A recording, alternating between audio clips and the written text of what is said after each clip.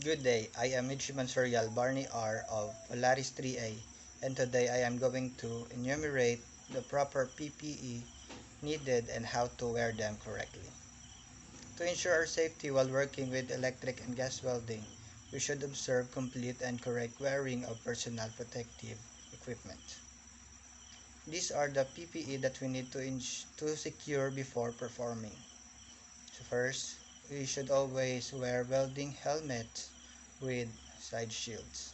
It is very important to protect our eyes and face from radiation, particles, debris, hot slag, and chemical burns. Also, use fire-resistant hood under your helmet to protect the back of your head. Second is ear protection. It protects you from noise hazards.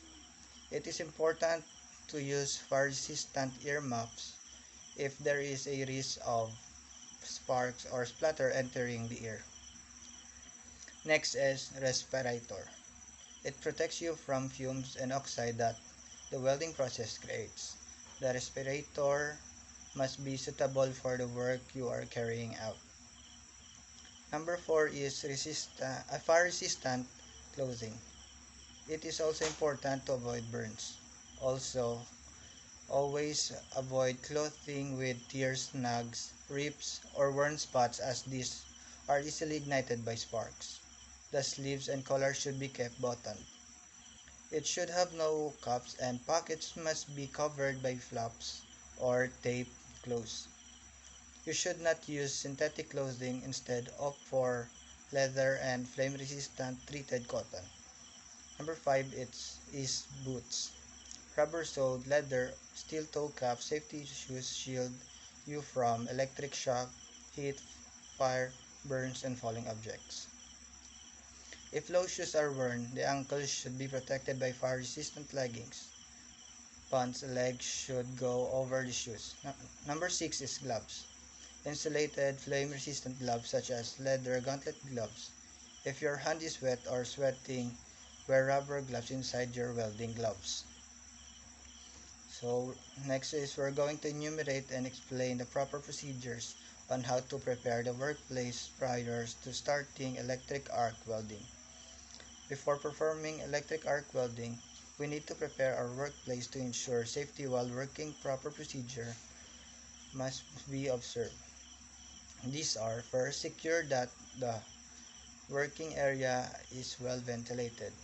When cutting or welding hazardous materials, workplace must be equipped with exhaust system. The fume from your materials are sometimes hazardous, so you should use appropriate breathing equipment that is designed to filter specific fumes. Also, make sure that your workplace is fire safe. You can accomplish it by using metal sheet or fire-resistant curtains as fire barriers. The floor must be concrete or made with other fire-resistant material. When the work can't be done in a fire-safe area, remove or protect combustible materials from ignition source.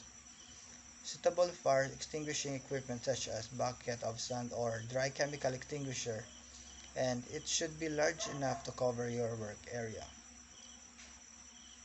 Next, the operator should be properly dressed and protected from ultraviolet rays, heat, sparks, and fumes produced while welding.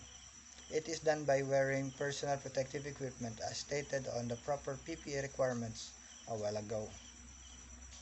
When working on steel or other conductive materials, an insulating mat must be used under the operator. If the welding area is wet or damp, or the operator is actively perspiring, then he or she should wear rubber gloves under welding gloves. Next is keep a well-stocked first aid kit. Then always follow the operating or manufacturer's manual in operating an electric arc welding machine. Next is secure a good connection. Make sure that the ground connection has been connected properly in the workpiece. Also, check if the electrical wiring are well insulated, in good condition, and there are no exposed live parts. Next is secure all the materials needed in the welding operation. Make sure to use proper size and type of electrode for the job. Next is check whether the electrode holder can clamp the electrode properly and the handle is properly insulated. And next is set the polarity of the machine that coincide with the polarity of your electrode. And thoroughly clean the metal piece that you will weld using a wire brush so that you can efficiently establish an arc. Now, we're going to explain how to secure the workplace after completion of electric arc welding. Our job is not done right after we finish electric arc welding. We need to keep in mind the cleanliness and safety of workplace after we're done of our work.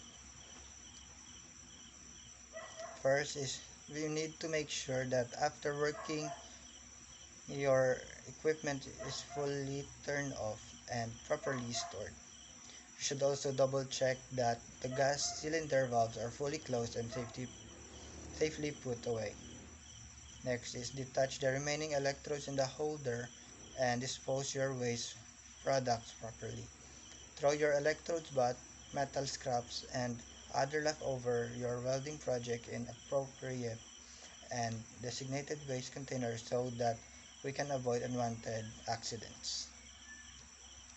We should always clean our workplace before leaving and be vigilant of smoke, spark, ember, smoldering, and fire because there are still chances of an errant spark to ignite even after you have turned off your machine.